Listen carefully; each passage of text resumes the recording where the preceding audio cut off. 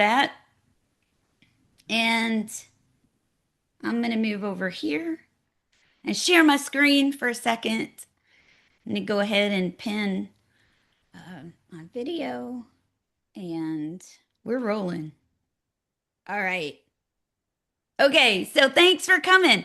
Listen, we do this every single month, and I look back at how long we've been doing this, and I just love getting ready for these sessions. I love just to kind of do a deep dive into a topic for a little while, a topic that's relevant and maybe one that you're not always thinking about. The other thing that I love about this is bringing together people from very different industries and very different roles. And I look at the names of everybody and I just admire so much what you're doing.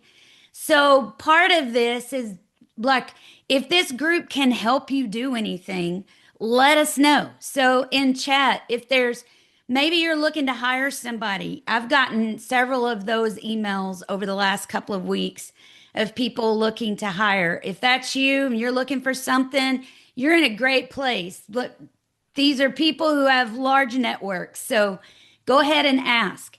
If you're needing a speaker for something, then ask us. We will do it. We'll speak, we'll travel. If you're looking for a resource, like maybe there's a challenge coming up or you find that you've been hitting your head against the wall for a little while, let us know. So we get up every single day to gather resources for the leaders that we work with. And so if there's a resource maybe we have that we can send along, we're happy to do that. So if you don't mind putting that in chat, if there are things that we can help you with. I also wanted to share with you another way that we share resources, and that is through the portal that goes with the book. So even if you don't have the book, you can go to yellingroup.com/, high performance leadership. And there's a free survey there that you could use with your leaders, with your teams, that walks through those 7 strategies. But there's also access to a lot of bonus resources that we use in our classes, that we use with our coaching clients. All that's free. And we're constantly adding to that library as well. So just know lots of resources there if you're looking for something in particular. So we're doing this is AI, by the way. I mean, I just popped it in and it was perfect. It was so fun. And then Patty added a little razzle dazzle to it, made it even better. But we're doing our book tour this year. And our book tour this is part of it. Every month, really taking a look at a deeper dive topic, a topic that's touched on in the book, but this allows us to go in a lot deeper. And so today is around emotional intelligence. So you picked a great day because I'm excited to share this with you. I've learned new information getting ready for this session. So I think it's going to be things that you'll find really, really helpful. But one of the other things that we're doing is a quarterly meetup. And we wanted to just find a place where those of you who are in the area, we could all just get together in one room. And so the first place I really wanted to do a meetup is at Amen Clinics. Amen Clinics is in Irving, Texas. They haven't had one in the Dallas area for very long. Prior to that, you had to fly to California if you wanted to use their services. So what are their services? Well, Amen Clinics is one of the only places that actually looks at the brain when they treat it. So let's say you're having symptoms of depression or dementia.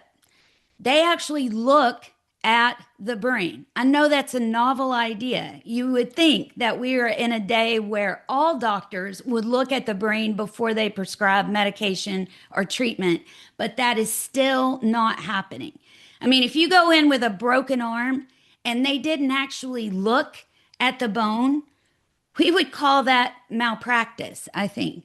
But it's happening with the brain every single day. People are going with symptoms And it's they hear the symptoms and they prescribe medication and say, come back in 6 weeks and let's see how you're doing.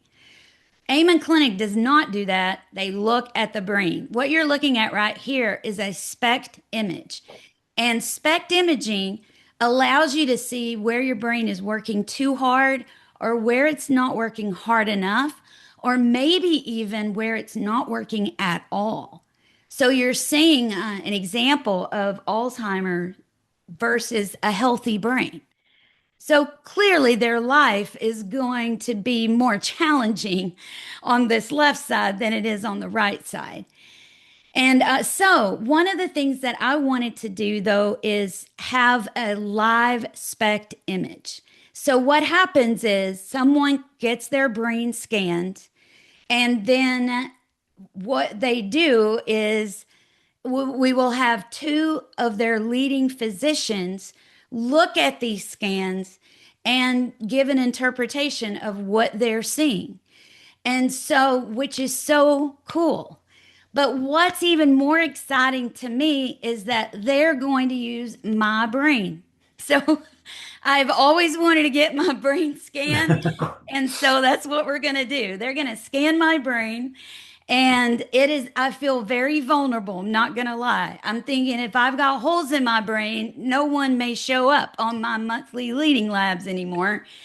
But we're going to do it. We're going to do it. So they're going to scan my brain. And from 6 to 8, they're going to be walking us through what SPECT imaging is. We get to tour the clinic, and they'll do that reading and take Q&A from you guys. So I'm super excited about that. And right now, we don't have the registration page up just yet. So here's what I'd love. If you're thinking, I definitely want to be on the invite list, I want to be on the first to know, will you just put your name in chat? Like, sign me up, or you're not obligated and it doesn't cost anything, but it just gives us a sense about how many people to prepare for. So if you know like this is something I'd really be interested in, let us know in chat because that will be really helpful for us. Okay. So I'm going to close out our poll and I will reveal the answer in just a moment. And we're going to keep moving. So this is a model that we use a lot. And essentially, it looks so simple that we get a result and it's coming from actions we either are or are not taking. But what we've always got to remember is that it is the belief that is fueling the actions. And boy, are we going to get some new insight about that today. I definitely have.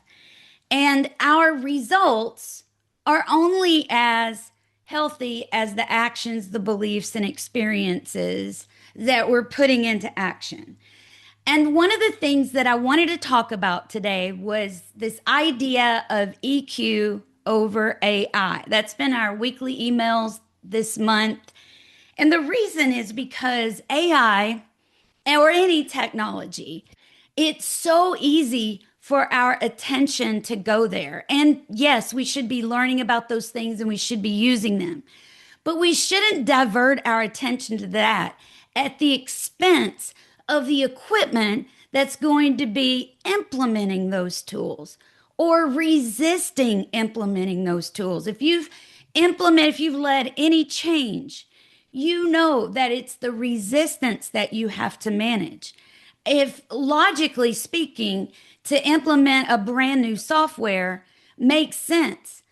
But what we've got to do is anticipate all the resistance that's going to show up in implementing that. A lot of you are in healthcare and you remember when electronic health record was being implemented. In theory, should have been an easy thing. But in reality, you are asking human behavior to change. So when it comes to human behavior, it's so easy to jump on the new technology and then miss the very fact that it's EQ that's actually going to help or hinder the implementation and the use of that technology.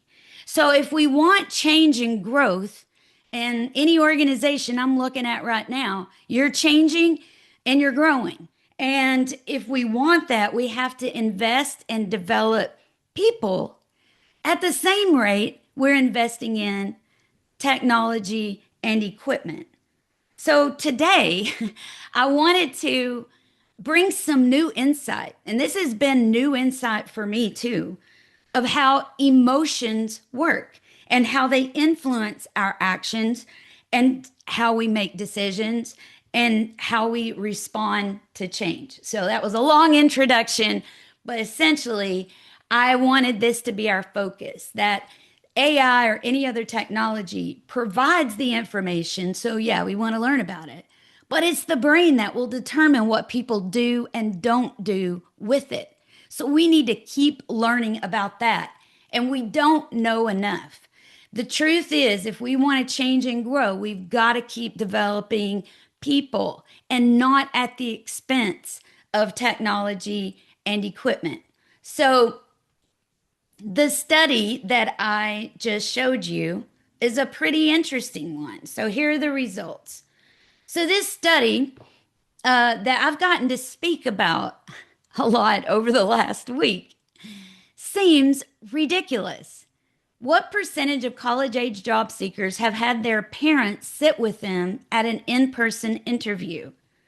Well, the results 51%.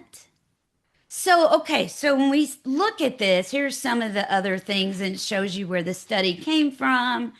And it just basically showing the parental involvement in these young adults. So, I think we could look at I'm going to get rid of that for a second. Okay. We look at the action that people are taking, and it just seems does anybody agree with me that that seems insane? Like when you hear it, it's shocking. It's probably not surprising, but it's very disturbing. Would you agree? Like, what? It was one of those things when I read it, I thought that cannot be true.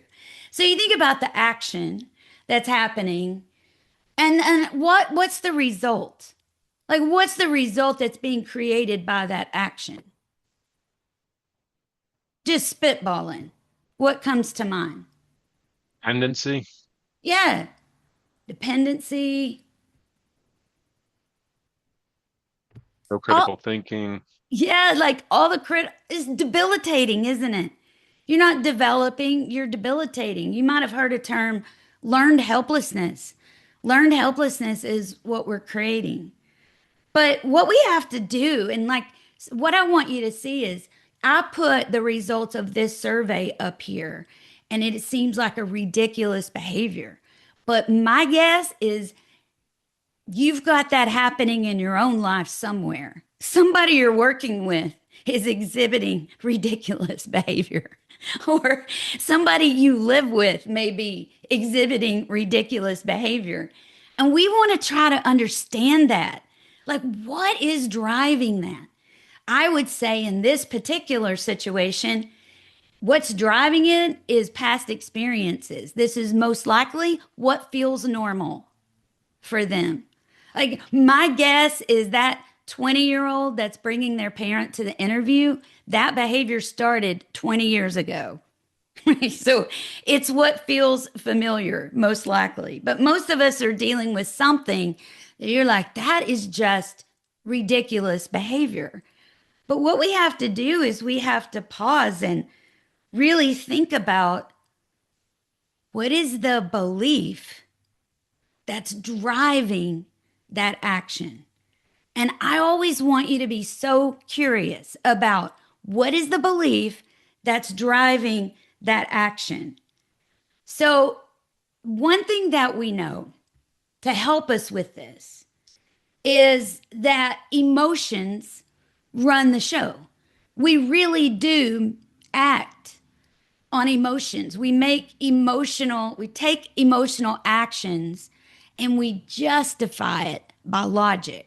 So I talk about that in my book about the power of emotion. You cannot eliminate it.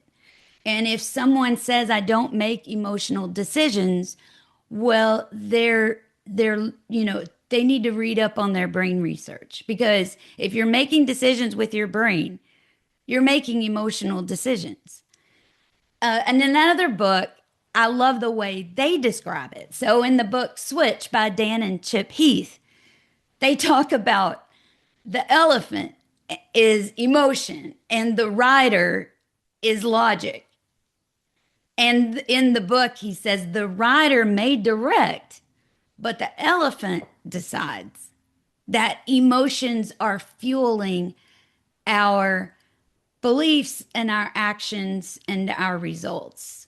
And then one other way that it's captured in another book that I love is he talks about the brain as two different systems.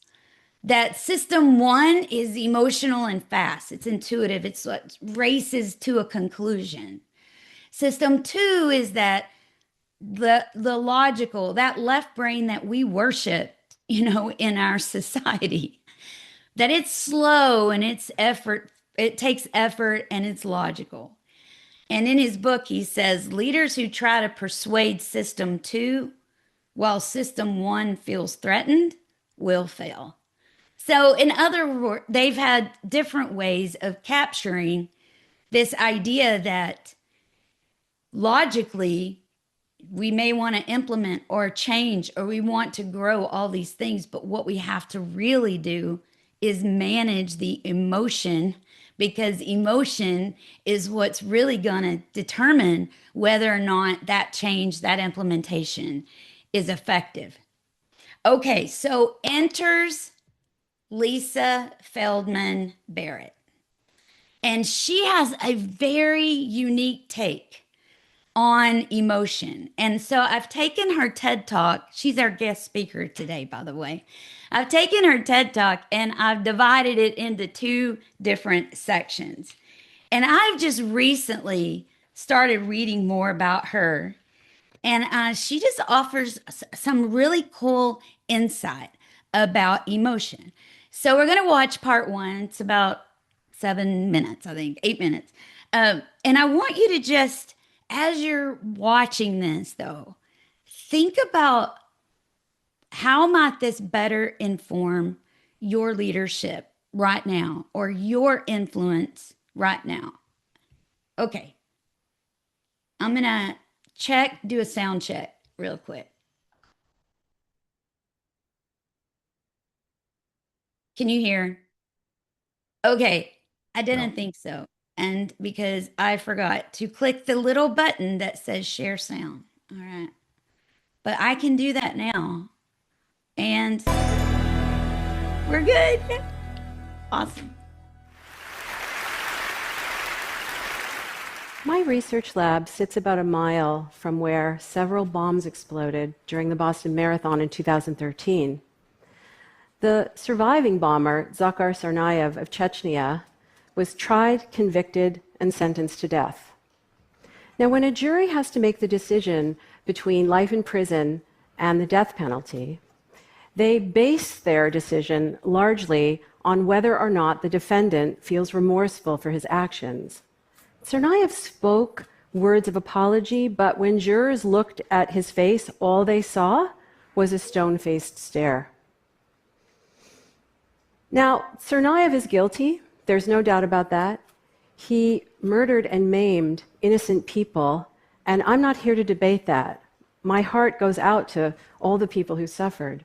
But as a scientist, I have to tell you that jurors do not and cannot detect remorse or any other emotion in anybody ever. Neither can I, and neither can you. And that's because emotions are not what we think they are. They are not universally expressed and recognized. They are not hardwired brain reactions that are uncontrollable. We have misunderstood the nature of emotion for a very long time, and understanding what emotions really are have important consequences for all of us. I have studied emotions as a scientist for the past 25 years, and in my lab, we have probed human faces by measuring electrical signals that cause your facial muscles to contract to make facial expressions. We have scrutinized the human body in emotion. We have analyzed hundreds of physiology studies involving thousands of test subjects. We've scanned hundreds of brains and examined every brain imaging study on emotion that has been published in the past 20 years. And the results of all of this research is overwhelmingly consistent. It may feel to you like your emotions are hardwired and they just trigger and happen to you, but they don't. You might believe that your brain is pre-wired with emotion circuits, that you're born with emotion circuits, but you're not. In fact, none of us in this room have emotion circuits in our brain. In fact, no brain on this planet contains emotion circuits. So what are emotions really? Well, strap on your seatbelt, because emotions are guesses. They are guesses that your brain constructs in the moment where billions of brain cells are working together. And you have more control over those guesses than you might imagine that you do. Now, if that sounds preposterous to you or, kind of crazy, I'm right there with you, because frankly, if I hadn't seen the evidence for myself, decades of evidence for myself, I am fairly sure that I wouldn't believe it either. But the bottom line is that emotions are not built into your brain at birth. They are just built. To see what I mean, have a look at this. Right now, your brain is working like crazy. Your neurons are firing like mad, trying to make meaning out of this so that you see something other than black and white blobs. Your brain is sifting through a lifetime of experience, making thousands of guesses at the same time, weighing the probabilities, trying to answer the question, what is this most like? Not what is it, but what is this most like in my past experience? And this is all happening in the blink of an eye. Now, if your brain is still struggling to find a good match and you still see black and white blobs, then you are in a state called experiential blindness. And I am going to cure you of your blindness. This is my favorite part. Are you ready to be cured? All right, here we go.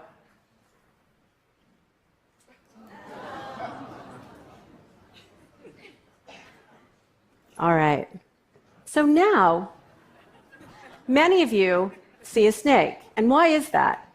Because as your brain is sifting through your past experience, there's new knowledge there, the knowledge that came from the photograph. And what's really cool is that that knowledge, which you just acquired moments ago, is changing how you experience these blobs right now. So your brain is constructing the image of a snake where there is no snake. And this kind of a hallucination is what neuroscientists like me call predictions.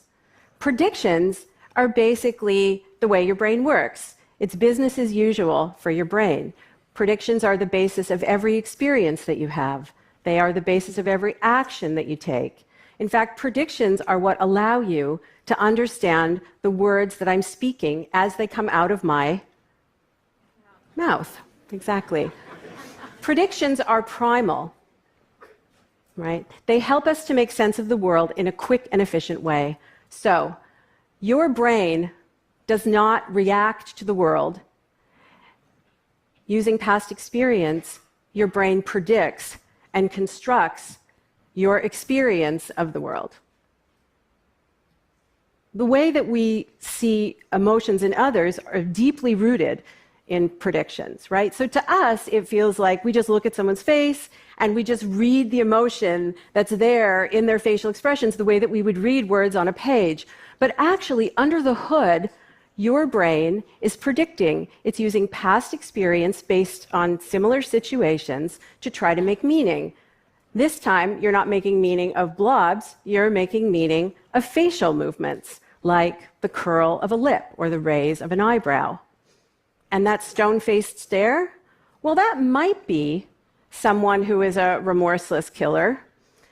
But a stone-faced stare might also mean that someone is stoically accepting defeat, which is in fact what Chechen culture prescribes for someone in Dakar Tsarnaev's situation.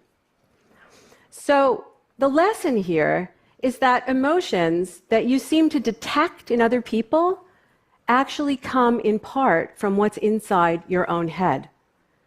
And this is true in the courtroom, but it's also true in the classroom, in the bedroom, and in the boardroom.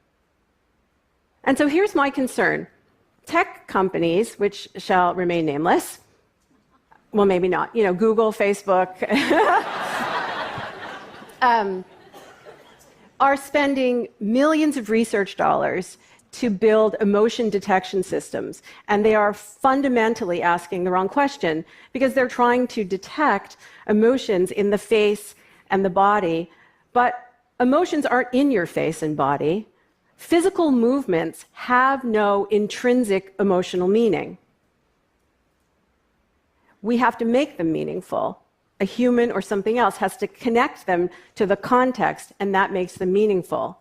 That's how we know that, a smile might mean sadness, and a cry might mean happiness, and a stoic, still face might mean that you are angrily plotting the demise of your enemy.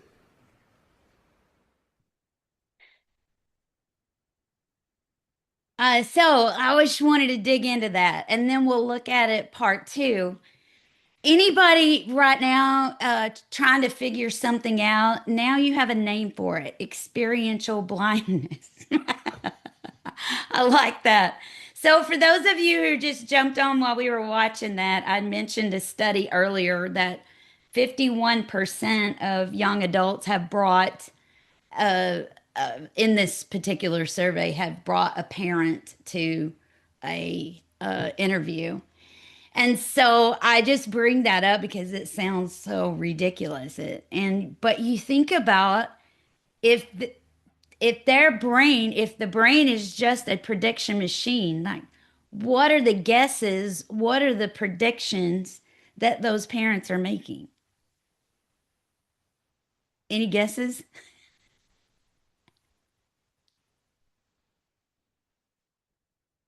This is the interactive part. That Can they need to also be put in there, chat. that Yeah. they need to be there to support their Yes, like it their makes sense child. to them.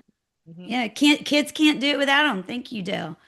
They're not able to do it on their own. That they've lost the.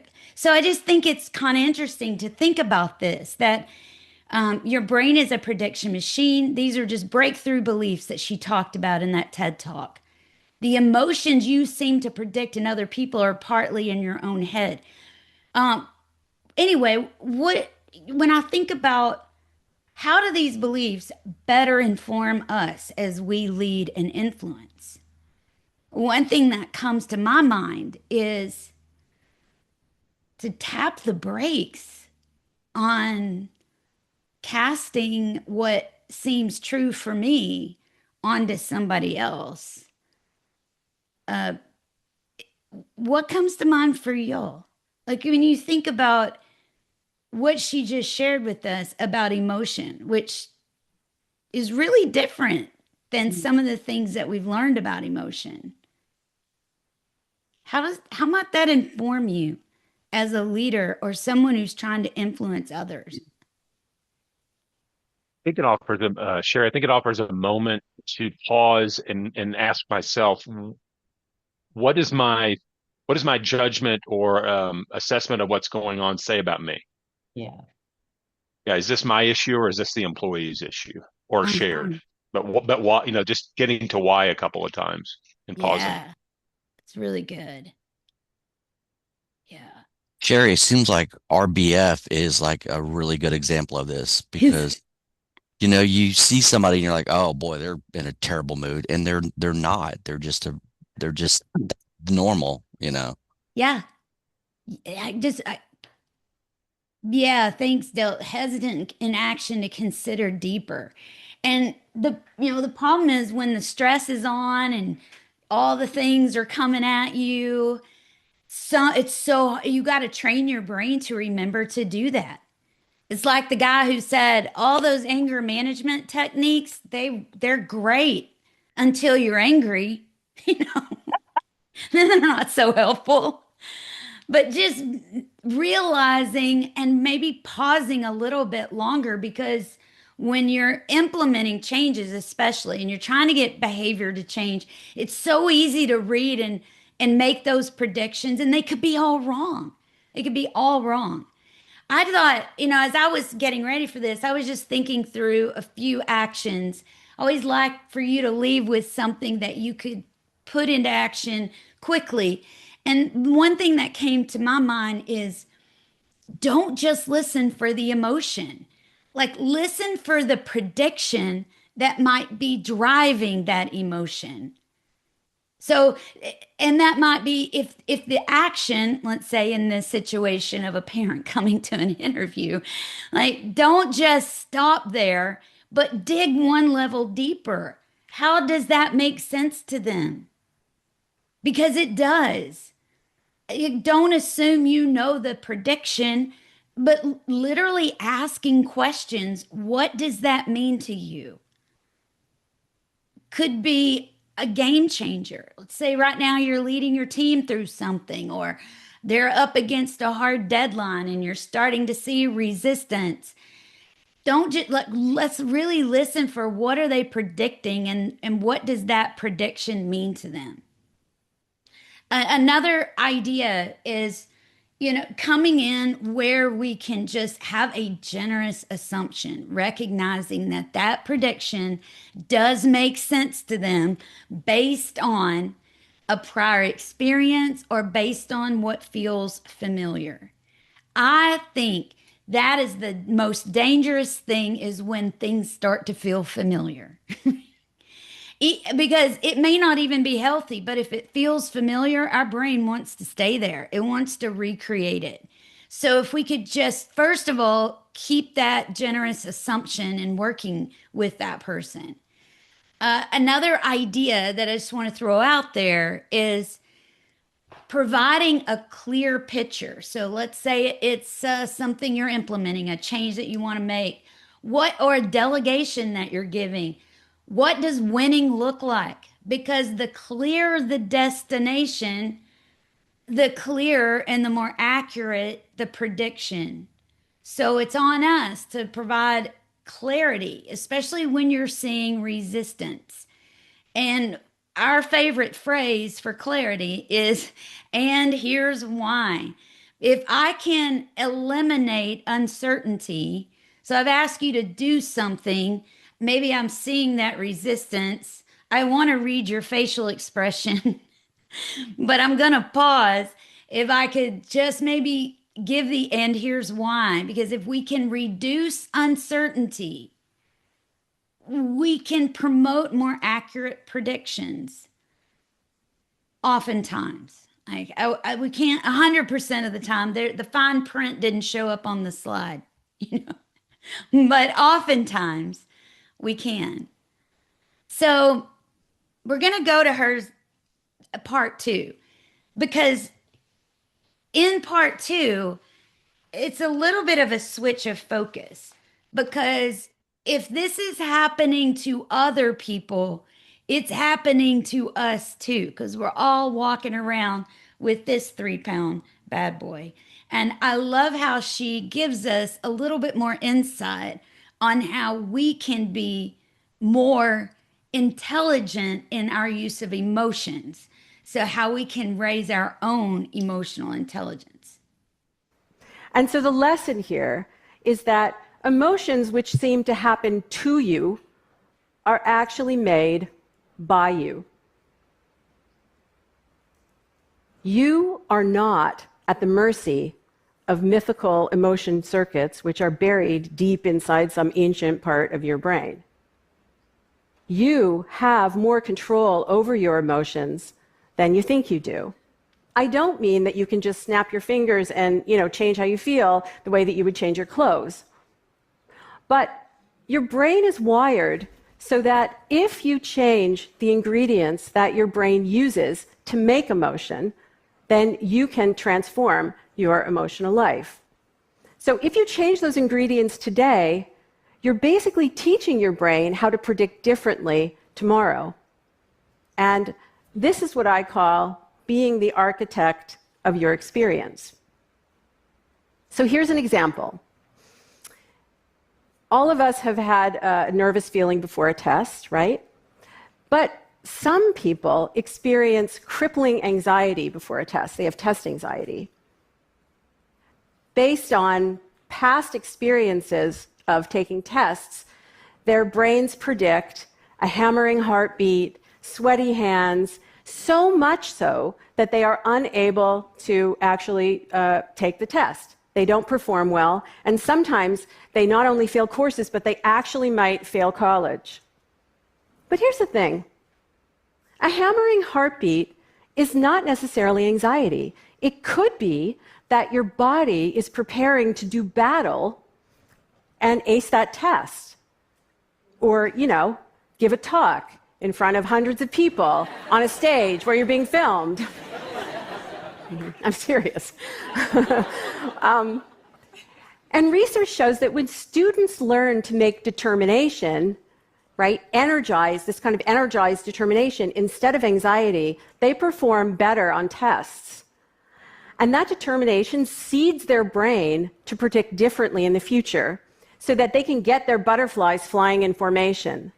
And if they do that often enough, they not only can pass a test, but it'll be easier for them to pass their courses, and they might even finish college, which has a huge impact on their future earning potential. So I call this emotional intelligence in action. Now you can cultivate this emotional intelligence yourself and use it in your everyday life. So just, imagine waking up in the morning. I'm sure you've had this experience. I know I have. You wake up in the morning, and as you're emerging into consciousness, you feel this horrible dread, this like real wretchedness. And immediately your mind starts to race, right? You start to think about all the crap that you have to do at work and that mountain of email, which you will never dig yourself out of, ever, right? And the phone calls you have to return and that important meeting that you have across town, and you're going to have to fight traffic to get there, which means you're going to be late picking your kids up, and your dog is sick, and what are you going to make for dinner? And oh my God, right? What is wrong with your life? What's wrong with my life?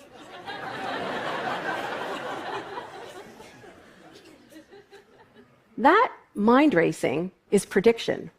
Your brain is searching to find an explanation for those sensations in your body that you experience as wretchedness, just like you did with the blobby image. So your brain is trying to explain what caused those sensations so that you know what to do about them. But those sensations might not be an indication that anything is wrong with your life. They might have a purely physical cause. Maybe you're tired. Maybe you didn't sleep enough. Maybe you're hungry. Maybe you're dehydrated. The next time that you feel intense distress, ask yourself, could this have a purely physical cause?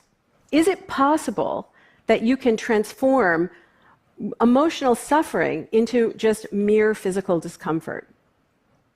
Now, I am not suggesting to you that you can just perform a couple of Jedi mind tricks and then, talk yourself out of being depressed or anxious or any kind of serious condition. But I am telling you that you have more control over your emotions than you might imagine, and that you have the capacity to turn down the dial on emotional suffering and its consequences for your life by learning how to construct your experiences differently. And all of us can do this, and with a little practice, we can get really good at it. Like driving. At first, it takes a lot of effort, but eventually it becomes pretty automatic. Now, I don't know about you, but I find this to be a really empowering and inspiring message. And the fact that it's backed up by decades of research makes me also happy as a scientist. But I have to also warn you that it does come with some fine print, because more control also means more responsibility.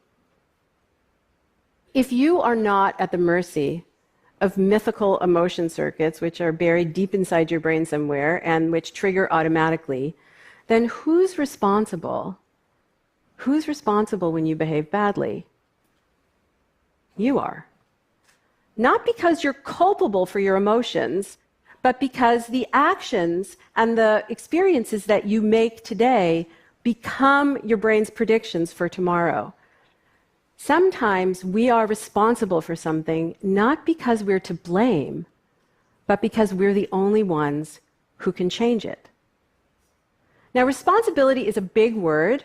It's so big, in fact, that sometimes people feel the need to resist the scientific evidence that emotions are built and not built in. The idea that we are responsible for our own emotions seems, very hard to swallow. But what I'm suggesting to you is you don't have to choke on that idea. You just take a deep breath, maybe get yourself a glass of water if you need to, and embrace it. Embrace that responsibility, because it is the path to a healthier body, a more just and informed legal system, and a more flexible and potent emotional life. Thank you. So And if so you the wanted lesson to here watch is- her entire talk, you can go to the link that was on the screen or just put in her name. I cut out about 4 minutes that was in between there for our purposes this morning. So yeah, a lot of good stuff here. I think it's an interesting thought. And what was coming to my mind, I don't know if you've read Byron Katie's work, but she's the one that just gets us to ask different questions, like what belief or what prediction am I making? A second question following that is, who am I when I believe that prediction? And then the third question is, what other predictions could I make? And who am I when I believe that? I mean, it's just a mindful asking of a few questions that can be really helpful. I just wanted to summarize some of the what breakthrough beliefs that she's offering us. That emotions which seem to happen to you are actually made by you. But I mean, like sometimes just give yourself a couple of minutes to blame somebody else. Just don't stay there. Okay. Stay there less time than you did last time. Be an architect of your experience. I thought that was a beautiful way of capturing that.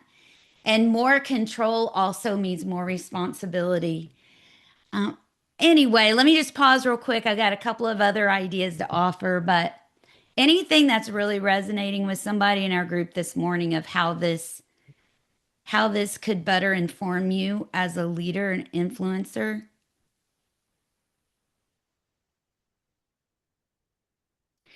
Listen, and you might have been that person that woke up this morning going through that mind racing that she mentioned.